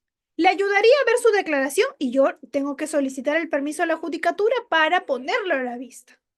Y esta me tiene que aceptar o no. Me puede decir, no, no es relevante. O sí. Y aún así, tiene que correrse traslado a la otra parte. Así nomás no se puede aceptar. En el caso nuestro, la fiscalía no se opuso. Podía haberse opuesto. Claro, porque nos hubiera dicho, ¿dónde está la base legal? Lo que nos dice Roberto Carlos. ¿No? ¿Dónde está la base legal si acá dice solo declaraciones previas? Claro, la argumentación ahí, y ahí ya vino un debate y la judicatura tiene que decidir. En nuestro caso, la fiscalía no se opuso. Luego ya quería, pero ya estaba hecho, ya estaba evidenciado. ¿Le ayudaría a ver su declaración? Sí, responde el testigo. Pido permiso para utilizar la técnica de refrescamiento de memoria. Se le va a mostrar a la contraparte porque no le puedo presentar una información y la contraparte tiene que conocerla, correrle traslado y en ese caso se procede a retomar la declaración. Al pedirle, por favor, leer silenciosamente el refrescamiento de memoria es esto, pedirle eh, que sea totalmente silencioso, en voz baja, por favor, lea esta parte, la parte resaltada, la pregunta tal, no lo sé. Dejar, cuando ya termina de leer, bien, dejar de compartir, de quitarle la hoja si estoy presencialmente, porque no va a leer cuando yo le estoy interrogando, eso no está permitido, sino es solamente el apoyo, el auxilio. Y luego, bien, ya lo leyó, listo, muchísimas gracias, por favor, dejo mi hoja y empiezo. Ahora le hago nuevamente la pregunta. ¿Recuerda usted tal? Y ya empezamos. Ese es el apoyo que se hace con el refrescamiento de memoria. Aquí tienen los pasos, uno a uno ustedes lo van a poder revisar. Interrogar al testigo previamente, es indispensable interrogarle previamente. Segundo, validar su declaración, que él haya declarado previamente. Si no, ¿de dónde? ¿De dónde voy a utilizar la técnica? Si él no me ha reconocido, ¿qué tal si no ha participado en declaraciones previas? Pasó un caso también, un juicio. Se indicaba, usted ha declarado anterior, no se hizo no se sentaron las bases, objeté, señora magistrada, no se está sentando las bases, y resulta que el interrogado, el testigo, no había declarado. Era un hombre casi igual, pero era su hermano, que sí había declarado. Él no. Entonces, ¿de qué declaración previa? No, no se sentó bases. ¿Qué le vamos a hacer de evidenciar contradicción? No tiene sentido. Clave, revisar las declaraciones previas, si es que la hubiera. Paso 3, preparar el instrumento de litigación. ¿Qué significa? Y acá lo más importante, ¿no? ¿Qué significa esto? Se trata de marcar la parte a utilizar. Por lo general, si estamos en juicios presenciales, lo que hacemos es llevar impreso, aunque esto ya tiene acá sus objeciones por el medio ambiente, pero lo usual, se lleva impreso, se subraya la parte que corresponda eh, y que revise solamente esa parte. Léalo por favor en voz baja. Y se solicita la autorización al tribunal para utilizar la técnica de refrescamiento de memoria. Hace el control a contraparte porque puede oponerse claramente por algún argumento X y la judicatura tendrá que resolver. Es importante acá señalar que solo podría impugnar si fuera una declaración previa no autorizada por la ley. Paso 6, exhibición al testigo perito. Si se supera esa incidencia, se brinda esa declaración previa al testigo perito y se hace esa lectura en voz baja, precisamente para no dañar su credibilidad. No le voy a hacer que él repita todo. En voz baja, por favor, usted no recuerda, vamos a hacerle recordar memoria, refrescar su memoria. Va a leer la parte que está resaltada. Bien. Y repetir la pregunta inicial. Esos son los pasos, ese es el procedimiento de cómo hacerlo. ¿Sí? Estos son algunos lineamientos que ustedes tienen que revisar. Este es un resumen de todo ello. Acá tienen unos auxilios que pueden utilizar ustedes como litigantes. Por ejemplo, tender puentes, ¿no? Tendría una idea más clara, le ayudaría a leer su declaración. Tenemos que ser amigables con nuestro testigo perito, porque en realidad a veces es natural tener nervios en un juicio. Y no es que no recuerden, sino es que no saben qué decir o les da vergüenza decirlo. No lo sé, hay muchos factores. Entonces, la idea es tender puentes. Bien, estos son los pasos nuevamente a nivel en un gráfico para que ustedes lo tengan y entramos al contraexamen por cuestiones de tiempo. Vamos a ir avanzando para ir cerrando con las preguntas que ustedes seguramente van a tener al final de la sesión. ¿Qué es el contraexamen? Es un conjunto de preguntas dirigidas por un litigante al declarante que ya ha prestado testimonio directo. En pocas palabras, el contraexamen lo hace el litigante que no ha ofrecido al testigo o perito en el juicio. Si el Ministerio Público ofrece al testigo A y al perito B, yo, como litigante, defensa particular, puedo contrainterrogar al testigo A y al perito B. ¿Cuál es la importancia del contraexamen? Se provoca que la información fáctica proporcionada por un declarante al del juzgador durante un juicio oral sea sometida a un control de calidad por la intervención de la contraparte. No en todos los casos es recomendable contrainterrogar, pero lo que sí es importante que tengan en cuenta es que la idea es garantizar el contradictorio y una de estas es con el contrainterrogatorio. El tribunal hasta ese momento solo ha escuchado una manera de narrar los hechos de boca del declarante. Una versión, pero hay que escuchar si es que no, porque al declarar es muy perfecto, ¿no? Hay testigos que van impecables, perfectos, que se han aprendido totalmente bien, pero luego, en realidad, por ejemplo, habían creado una mentira. Entonces, hay que darle la oportunidad a la contraparte de exponer su teoría del caso. Mediante el contraexamen se va a poder ilustrar al tribunal, a la judicatura, las debilidades, las omisiones o las contradicciones de la versión prestada en el examen directo o enfrentar al declarante con una versión diferente de los hechos. ¿Qué tipo de preguntas tenemos en materia de litigación oral? Para el contraexamen podemos hacer preguntas abiertas, cerradas, sugestivas, ¿no? No está prohibida en el contraexamen algún tipo de preguntas. En el caso del examen o el interrogatorio sí están prohibidas las preguntas sugestivas. Por ejemplo, yo no le puedo decir, y usted estaba, y el color de su prenda era roja, ¿verdad? Eso es un contrainterrogatorio. En el interrogatorio yo debo esperar que el testigo me lo cuente. Yo no se lo debo introducir. No le debo introducir esta información. Entonces, primero vamos a ver qué tipo de preguntas tenemos. Bien. Bien, preguntas abiertas. Ahora vamos a ir respondiendo a las preguntas, por favor, para ir avanzando, porque si no, nos quedamos en este tema. Es un tema muy complejo, por eso es que entiendo que hay múltiples preguntas que vamos a ir tratando de responderlas. Diferencias. Preguntas abiertas, preguntas cerradas, preguntas sugestivas. Preguntas abiertas habilitan a que el testigo narre, en este caso, explique, exponga. Preguntas abiertas. ¿Qué, cómo, cuándo, dónde? ¿Por qué? Preguntas cerradas. Es una pregunta puntual que exclama una respuesta puntual. Por ejemplo, que el testigo conteste sin explayarse. Dígame sí o no. ¿Es cierto esto, verdad? Yo solo espero un sí o un no. No le espero sí, pero esto y tal y tal. En el contraexamen, no es que esté prohibido hacer preguntas abiertas, sino que no es recomendado porque le estás dando la oportunidad a tu contraparte, bueno, al testigo, al interrogado o al contrainterrogado de justificar. Y la idea es que se evidencien algunas omisiones o contradicciones. Preguntas sugestivas son las preguntas reina en el contraexamen, en el contrainterrogatorio. Se trata de aquellas preguntas que inducen, que sugieren una respuesta de manera antelada en la boca del testigo, de manera tal que éste únicamente pueda responder con un sí o con un no. ¿Cuál se nos permite entonces? Preguntas sugestivas y preguntas cerradas. Las preguntas abiertas también están permitidas, pero no son recomendadas.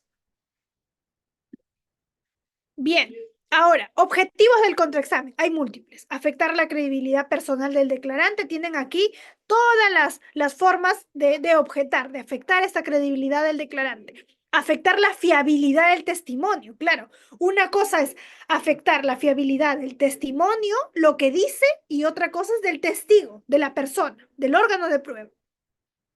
Por ejemplo, su relato es inverosímil, por ejemplo, en la presencia en el relato hay omisiones relevantes, exageraciones, errores manifiestos, no cuadran las fechas, dice que estuvo en el lugar de los hechos a tal hora, pero luego los demás testigos apuntan a que no, etcétera.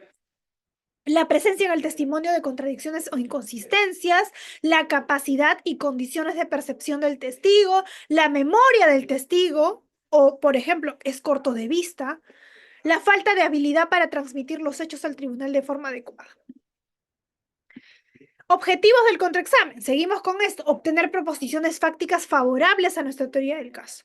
Obtener el del testimonio del testigo información que permita la acreditación e incorporación de evidencia material. Nos permite controlar que el testigo no mienta. En realidad, este es un esquema que nos ilustra muchísimo más a responder esta pregunta. Hay una hipótesis que vamos a contrastar. El relato corresponde a una experiencia vivenciada por ese testigo. El relato corresponde a una experiencia tal vez no vivenciada. En el caso sea lo segundo, tenemos errores intencionales que pueden ser los que tienen a continuación o mentira deliberada. Este esquema es muy ilustrativo porque nos va a ayudar a comprender, ¿no?, estas diferencias, porque muchas veces tenemos un testigo estelar, pero es un testigo exagerado, es un testigo que miente. Entonces, hay que ver estas diferencias. Comete errores, como por ejemplo, falsos recuerdos, mentira deliberada, ¿no? Entre otros. Este es un método que utilizamos, ¿no? A nivel de litigio, que seguramente ustedes lo han escuchado, el método CACA. Este método, que por sus siglas significa confirmar, aclarar, confrontar y acabar, es un método, una técnica que ha sido exportada, que ha sido importada de, del extranjero, en realidad de Estados Unidos. Ellos son, digamos, los partícipes o los que tienen esta base, ¿no?, más afianzada a nivel de litigio, de litigación oral. Entonces, ese es uno de los métodos infalibles, digamos, que se tienen que utilizar al pie de la letra para efectos de evidenciar contradicción. El método CAC. Confirmar. ¿Qué significa confirmar? Primero, hacerle la pregunta y que él me diga no o sí. Si me está mintiendo, yo tengo que, primero, aclarar. Aclarar significa hacerle la pregunta, ¿no? Y en este caso, que me precise que efectivamente la respuesta tiene relación con este caso o esta pregunta que le estoy haciendo, ¿no? Aclarar. Confrontar ya es utilizar efectivamente la declaración previa para evidenciar la contradicción. Y al acabar, el acabar es una fase muy importante que muchas veces aquí se tergiversa, porque lo que se hace es hacer un comentario adicional, cuando en realidad acabar es dejarlo en blanco. O sea, ya evidencié la contradicción, no tengo por qué hacer más. Si ya conseguí lo perseguido, no debo efectuar preguntas. Eso es el acabar. Entonces, eh, características del contraexamen, bueno, aquí tienen, ¿no?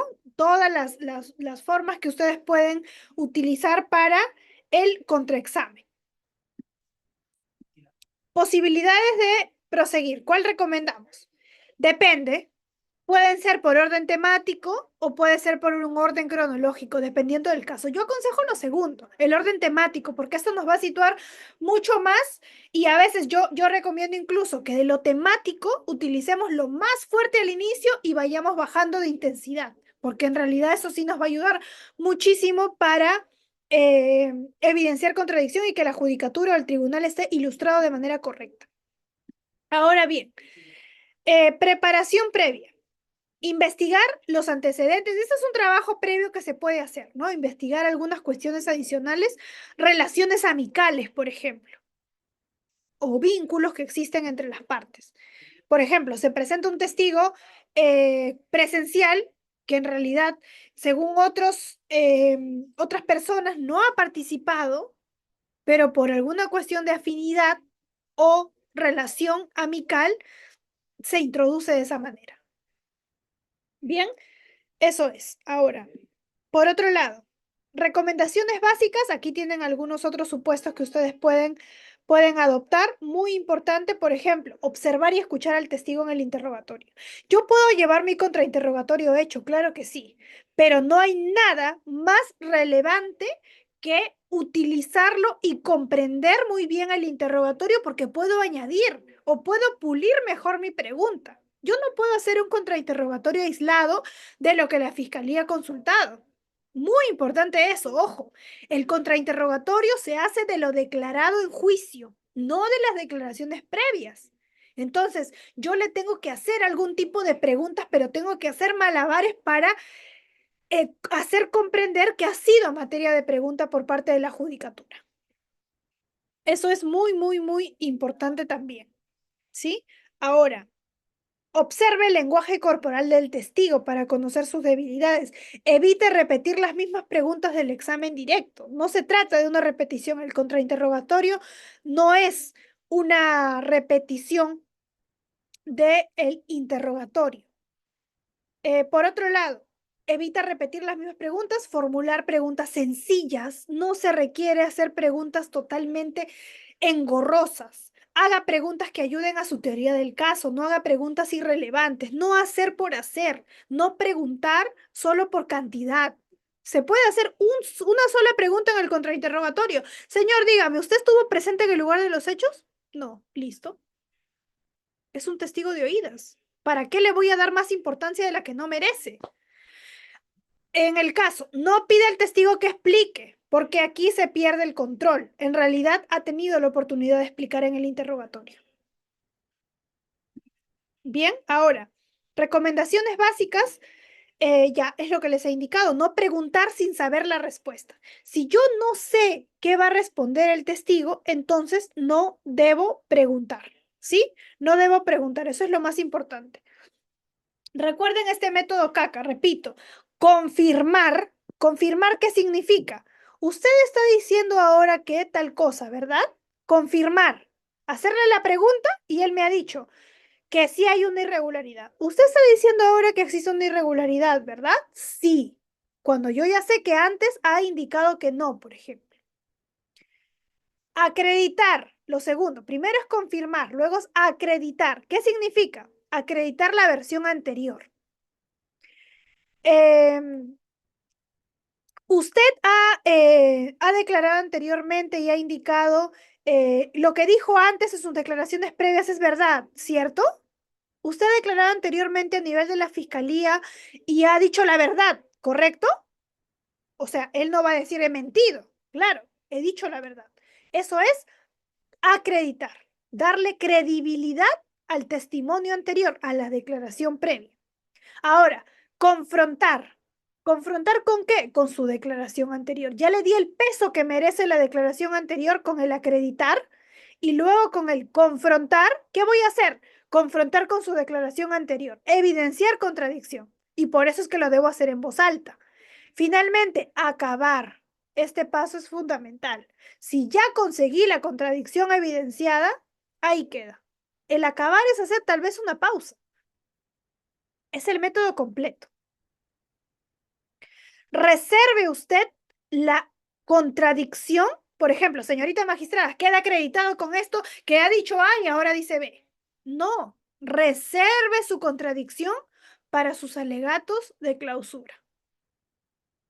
Bien, eso es en relación a la utilización de la técnica.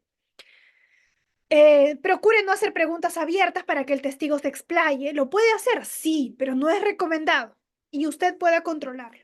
Evite las preguntas de qué, quién, dónde, cuándo, explique, cómo, por qué, porque son preguntas abiertas. Entonces yo le pregunto una contradicción y luego me va a decir, Ah, sí, yo lo dije, pero en realidad me refería a este sentido. Ya pierdo el control. O sí, yo lo dije porque en el contrato dice esto, pero en la realidad estuvieron muchos años, estuvieron 10 años, y eso es superior a lo que dice el Código Civil. Le estoy dando la oportunidad de que se explaye, que me explique por qué, porque evidentemente, y eso es natural, nadie le gusta quedar o que se le evidencie una contradicción, ¿cierto? Bien, ahora, ¿cómo controlo un testigo hostil? Es una pregunta muy frecuente, por eso es que lo tengo aquí. Por ejemplo, el testigo que quiere, que trata de, bueno, tiene un comportamiento, digamos, eh, contrario, como que no quiere coadyuvar con el esclarecimiento de los hechos. Recuerden que un testigo no puede ser parcial. Un testigo tiene que ir a comentar lo que ocurrió. Que lo llame la fiscalía o que lo llame la defensa debería no ser el foco central. En la realidad no sucede eso. Entonces, por ejemplo, testigo, yo no le he pedido explicaciones, responda a la pregunta. ¿Y qué tengo que hacer? Hacerle nuevamente la pregunta cerrada, que no le dé la opción de explicar. ¿Cómo controlar a un testigo hostil no permitiéndole que se explaye, que explique? Vamos a ahondar un poco más en esto. Siempre debemos contraexaminar, ya les he indicado. El testigo, si el testigo ha perjudicado su caso, ¿no? Ahí está. Si la respuesta fuera negativa, no debemos contrainterrogar. Si el testigo me perjudica, o mejor dicho, si el testigo ha brindado información que me perjudica y yo no tengo cómo confrontar esto, es mejor no hacer preguntas. ¿Es importante el testigo? Depende, y ese es un criterio para adoptar u optar si es que yo requiero que declare o no. ¿Tiene el testigo un rol central dentro de la prueba de la contraparte? ¿El testimonio fue menos dañino de lo que usted esperaba? ¿Cuáles son las expectativas realistas de lo que puedo obtener en el contrainterrogatorio de ese declarante? ¿Cuento con un mecanismo de control para poder enfrentar una mala respuesta del testigo? ¿Conozco su respuesta previa? ¿Qué hacer en este caso cuando un testigo no requiere contestar o evade nuestras preguntas? Nuevamente con esta línea del testigo hostil. Y cuando nos dice no recuerdo, en todos los casos. Luego de la contestación del declarante, que no contestó la pregunta formulada, le tengo que repetir textualmente la pregunta. Y se pueden oponer, objeción repetida, ya dijo que no recuerda. Interrumpir al declarante y repetir la pregunta. Cuando me está haciendo una, por ejemplo, sí, pero es que ustedes, a mí me parece muy bajo los abogados que hace un discurso moralista. Interrumpir al declarante y repetir la pregunta. Señor, por favor, le estoy preguntando puntualmente por tal cuestión. Respóndame, por favor, sí o no. Interrumpir, afirmar que la respuesta no contesta a la pregunta y repetirla una vez más. Cuando sucede esto, tengo que interrumpir al testigo. Señalar al declarante que probablemente no ha entendido nuestra pregunta. Señor testigo, seguramente usted no ha comprendido muy bien la pregunta porque se está yendo por las ramas. Le voy a situar y le voy a hacer la pregunta puntual nuevamente. Yo le pido que me responda, por favor, con un sí o con un no. Listo. Y la repetimos una vez más. Consultar al interrogado sobre lo que se le interrogó. ¿Recuerda usted mi pregunta? Y luego pedir que la conteste. Por favor, ¿puede repetirme cuál era mi pregunta? No la sabe. Repetir la pregunta en forma más lenta y pausada. Encabezar la pregunta con el nombre completo del deponente. Señor tal, ya lo llamo un poco más al juicio. Dejarlo hablar, preguntarle si tiene algo más que decir y luego pedirle que ahora conteste la pregunta. Puede ser. Dependiendo de cada caso, fíjense los matices. Puedo interrumpirlo, puedo dejarlo hablar porque tal vez es algo totalmente irrelevante, pero la idea es centrarnos en el contrainterrogatorio. Señalar al tribunal que en ese contexto no hay más preguntas para este testigo al final. Comportamientos esperados de un contrainterrogador, asumir un rol activo. En el caso del contrainterrogatorio, la estrella es el abogado.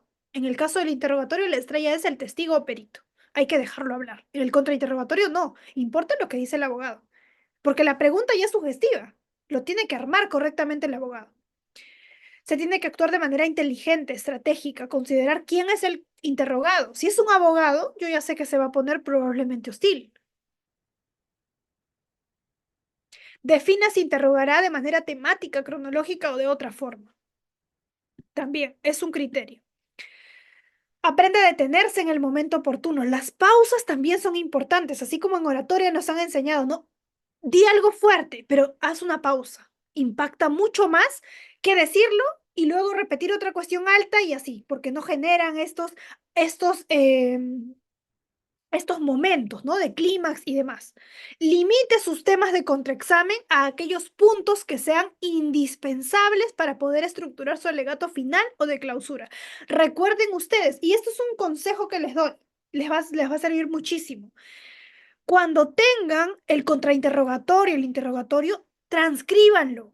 Lo más relevante, claramente. Si tienen a alguien que transcriba todo, es genial, pero usualmente hay cuestiones irrelevantes. Ustedes también no van a estar leyendo muchas veces lo mismo. Lo ideal es que después del interrogatorio saquen conclusiones. Interrogatorio, dijo uno, tal, dos, tal, tres, tal, listo. Esto es el interrogatorio. Mi contrainterrogatorio, ya lo tengo hecho, pero hay que ver qué preguntas pasaron, porque a veces me puede objetar la otra parte y no pasó la respuesta. La pregunta y por ende la respuesta. Hay que ver. Y por último, lo más importante, y este es el consejo y la recomendación, ¿cuál es la conclusión de esa audiencia para ustedes? Quedó evidencia, se ha probado tal cuestión, que no hubo tal irregularidad, se ha probado tal otra cuestión, esto quedó flaco.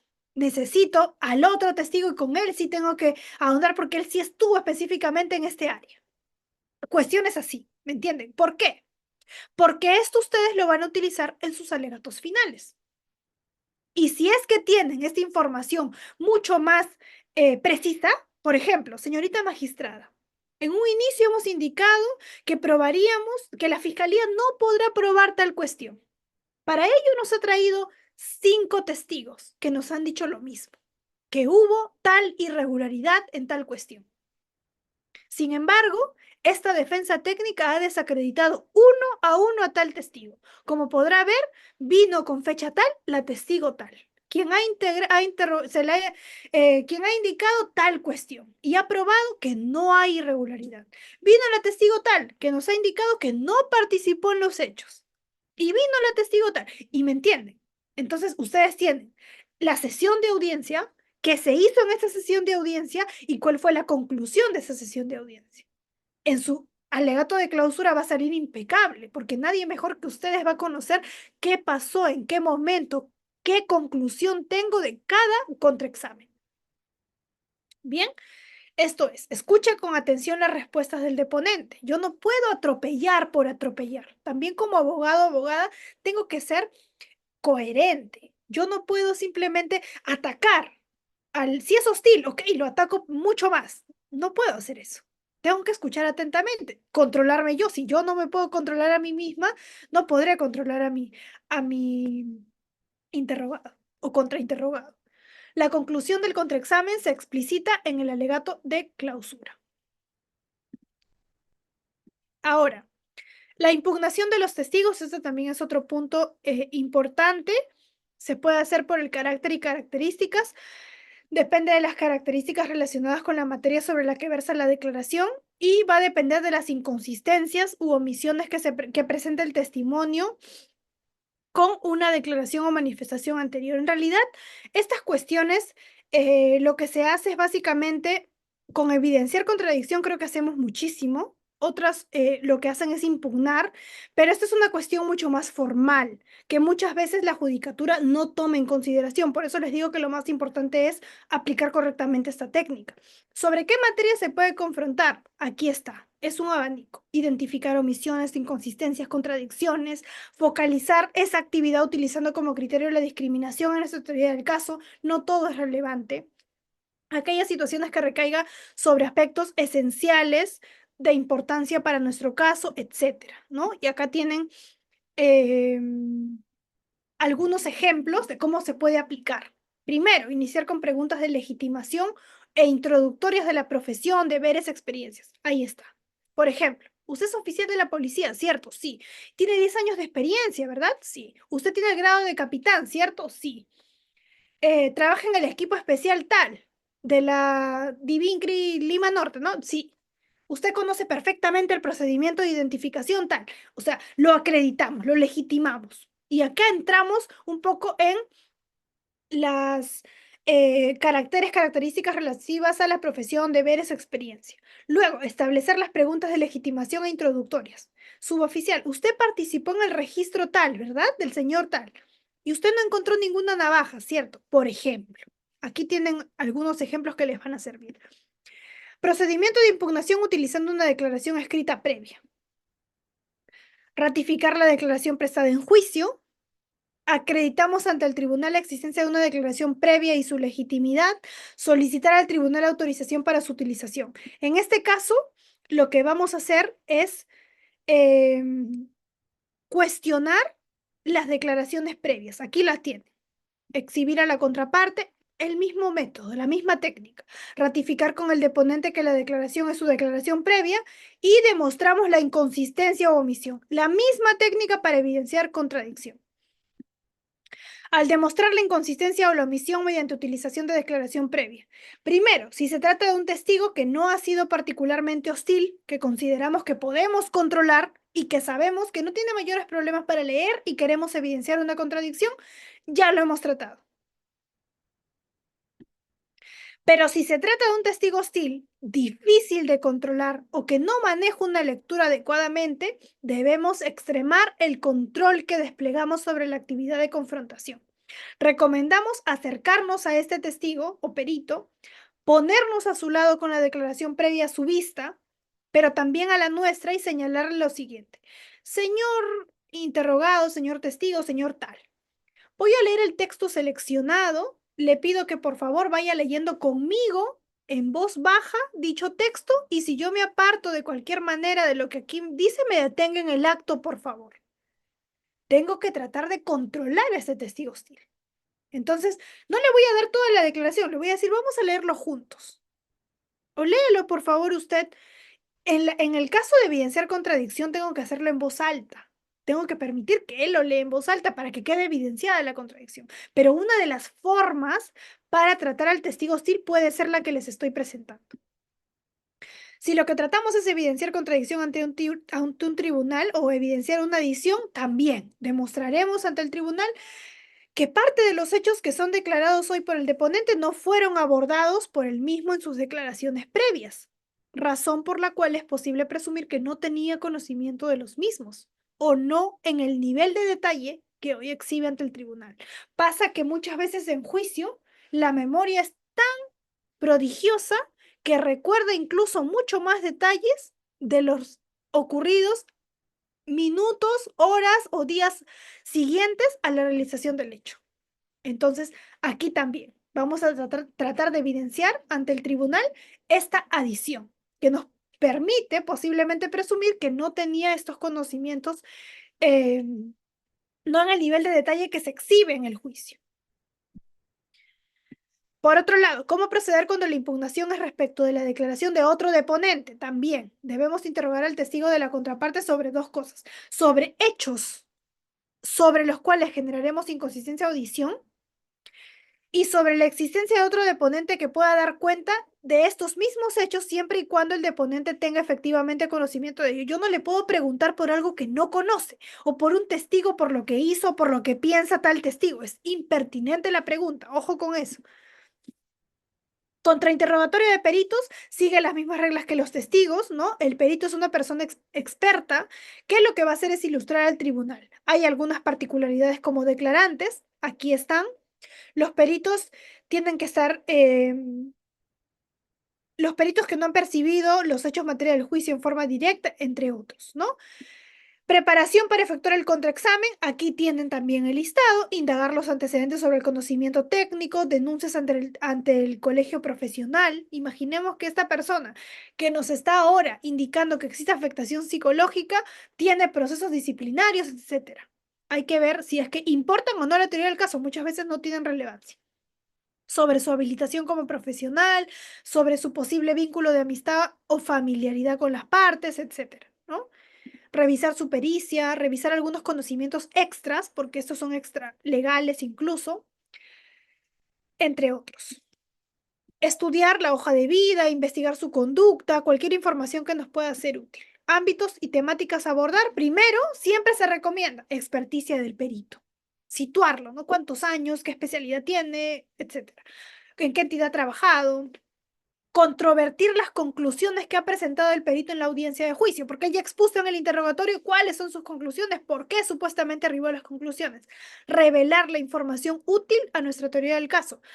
eh, la remuneración en este caso, la relación previa de ese perito con quien lo presenta, etcétera. Otras consideraciones, usted no puede discutir con el perito. El perito sabe muchísimo más. Usted tiene que ir claramente con conocimientos extralegales que permitan confrontarlo, pero confrontarlo no es lo mismo que discutir. La confiabilidad de una pericia puede requerir abordar múltiples temas. La impugnación de un perito es más amplia que la de un testigo. Claramente un perito eh, está muchísimo más preparado, tiene conocimientos especializados. Y acá, por último, ya voy a ir cerrando la exposición, les dejo, esto ya no lo voy a hacer en detalle porque si no me voy a explayar muchísimo, hay revisión de sentencias relevantes que ustedes les estoy dejando, que con nuestro equipo de trabajo lo hemos elaborado de una manera muy detallada. Como ustedes pueden ver, tenemos aquí por ejemplo, ¿se puede usar la declaración previa del imputado para evidenciar contradicciones? Hay posturas. Esto se los dejo porque les va a servir. Seguramente muchos de ustedes se dedican a la labor fiscal o a la labor de defensa técnica. Acá hay argumentos que ustedes pueden utilizar a favor o en contra. Es importante tener el panorama integral y amplio. Y acá tienen a continuación todos los posibles casos en los cuales o preguntas frecuentes que nos hacen a menudo y que se han pasado y hemos logrado recoger esta línea jurisprudencial u otro respecto de estos temas. Aquí lo tienen. Muchísimas gracias por su atención prestada. Les dejo aquí mis datos de contacto por alguna cuestión.